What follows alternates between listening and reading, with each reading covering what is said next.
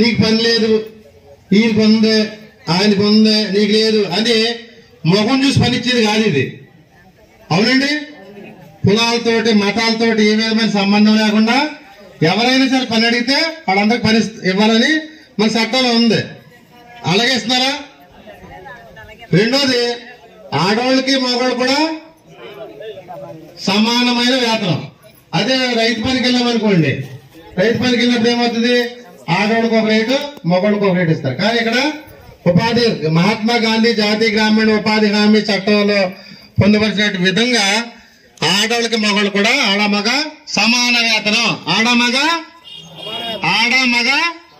సమాన వేతనం ఇవ్వాలని చట్టం చెప్తుంది. ఆ విధంగానే జరుగుతుందా లేదండి?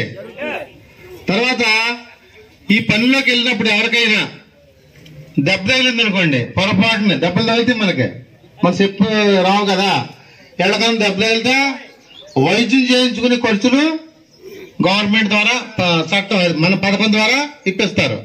తెలుసా మీకు? తెలుసా అండి? ఓకే. మన చట్టం ద్వారా మన పథకం ద్వారా ఎవరన్నా పనిలోకి వెళ్ళి దెబ్బలు తగిలినట్లయితే వాళ్ళకి వైద్య ఖర్చుల నిమిత్తం ఛార్జెస్ ఇవ్వబడతాయి. ఎవరన్నా పొరపాటున మనం ఇస్తే 50,000 రూపాయలు ఎక్స్ట్రా చేసి ఇస్తారు. ఓకేనండి?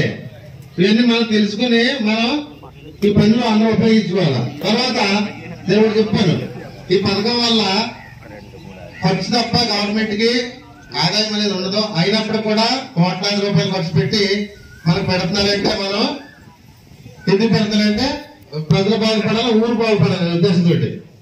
అంటే డైరెక్ట్ గా డబ్బులు ఇస్తే ఎన్ని ఇచ్చినా చాలా మనకి ఏదో పని చెప్పారనుకోండి, పని వల్ల ఉపయోగం ఉండదు.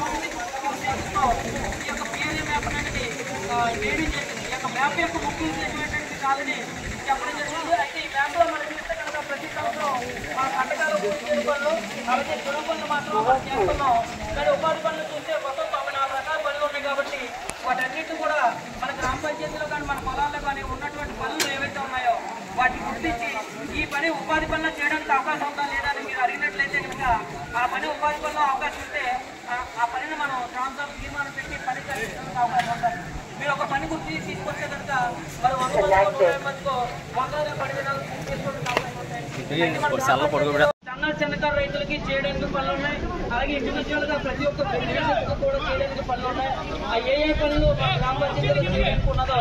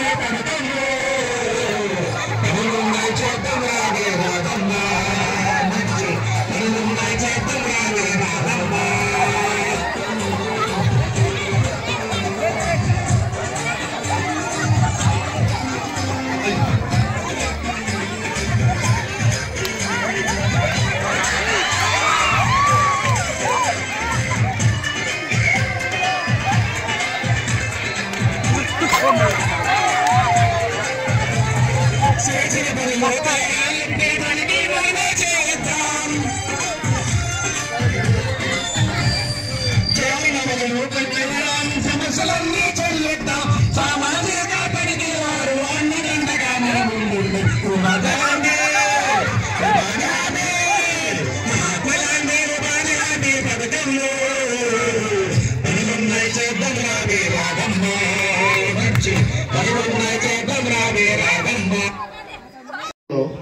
హక్కులు ఉన్నాయి, ఆర్టికల్స్ ఉన్నాయి. ఆర్టికల్ 21 ప్రకారం ఏంటంటే మనిషి జీవించడానికి హక్కు ఉంది.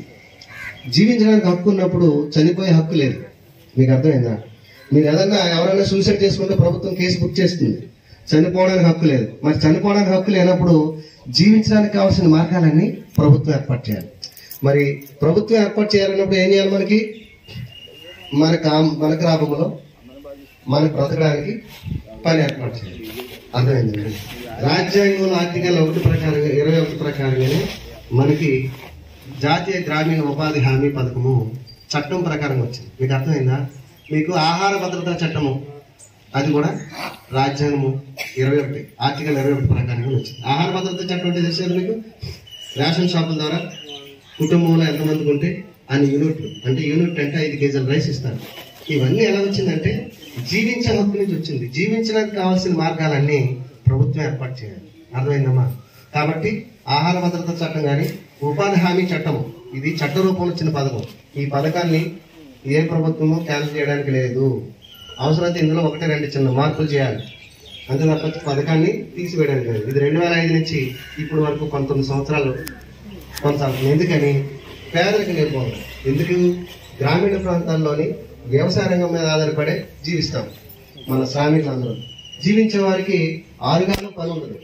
వర్షాకాలం అంటే అతివృష్టి అనావృష్టి, వర్షాలు కురకపోయిన ప్రమాదమే, ఎక్కువ కురిసినా ప్రమాదమే. ఇంకా బాగా కురిసే అనుకోండి 2 పంటలు పడతాయి. 2 పంటలు అంటే 6 నెలల కాలం ఉంటుంది. మరి మిగతా 6 నెలలు ఎలా బ్రతకాలి? అందుకని ఒక కుటుంబానికి 100 రోజుల భద్రత. అర్థమైందా? 100 రోజుల భద్రత. భద్రత అంటే నీ కుటుంబానికి ప్రభుత్వం నుంచి 100 రోజులు భద్రత ఇస్తుంది. ఆహార భద్రతా చట్టం నుంచి రైస్ ఇస్తుంది. అర్థమైందా మీకు? కాబట్టి 100 రోజుల భద్రతలో రోజుకి ఇప్పుడు సరాసరి 307 రూపాయలు. 100 రోజులకి మీరు పనిచేస్తే కొలతల ప్రకారం అంటే విషయం ఏంటంటే ఇక్కడ ఎవరు పని చేస్తాం? మన పని మనం చేసుకుంటే ప్రభుత్వం డబ్బులు ఇస్తుంది. మీకు అర్థమైందా? ఇది పేదరిక నిర్మూలనలో ఒక భాగం.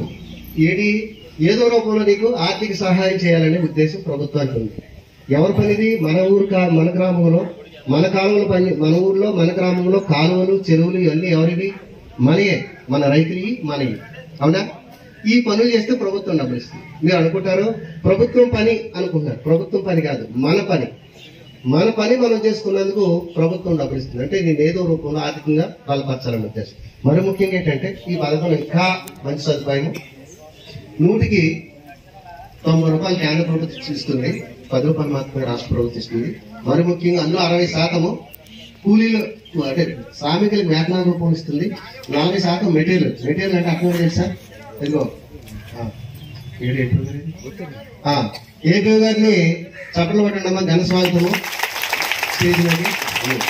తర్వాత మెటీరియల్ రూపంలో సచివాలయ బిల్డింగ్ కానీ, రైతు భరోసా కేంద్రం కానీ, సిమెంట్ రోడ్లు కానీ మీకు ఉపాధి వేతనదారులు పనిచేస్తేనే 40% పని వస్తుంది. మీకు అర్థమైందా? మన గ్రామాభివృద్ధిలో కూడా మనం భాగస్వామ్యం అవుతాం. మన ఆర్థికంగా మనం బలపడటంతో పాటు మన గ్రామాభివృద్ధిలో కూడా మన గ్రామాభివృద్ధిలో మనం కూడా భాగస్వామ్యం అవుతాం. ఎందుకనంటే మీరు 60% పనిచేశారనుకోండి, 40% మెటీరియల్ వస్తుంది. దాని ద్వారా సిమెంట్ రోడ్లు కానీ, రైళ్లు కానీ పనిచేయడం జరుగుతుంది.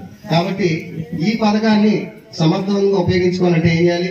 పథకంలో ఏ పనులు ఉన్నాయో తెలుసుకోవాలి. 94 రకాల పనులు ఉన్నాయి ప్రభుత్వం ప్రవేశపెట్టి. ఆ 94 రకాల పనుల్లో మరి ముఖ్యంగా మన వ్యక్తిగతంగా అభివృద్ధి చెందే పనులు ఉన్నాయి. తర్వాత కమ్యూనిటీ పరంగా, సామాజిక పరంగా మరి అభివృద్ధి చెందే పనులు ఉన్నాయి. కాబట్టి అన్నిటిని ఉపయోగించుకోవచ్చు. ఇప్పుడు ఏపీ గారు వచ్చి ఈ పథకం కోసం మాట్లాడతారు. తర్వాత ఏపీ గారు ఇప్పుడు వచ్చి ఈ పథకం కోసం మాట్లాడడం జరుగుతుంది. మరి కార్యక్రమాన్ని అంతా ఏపీ గారికి అప్పగించడం జరుగుతుంది.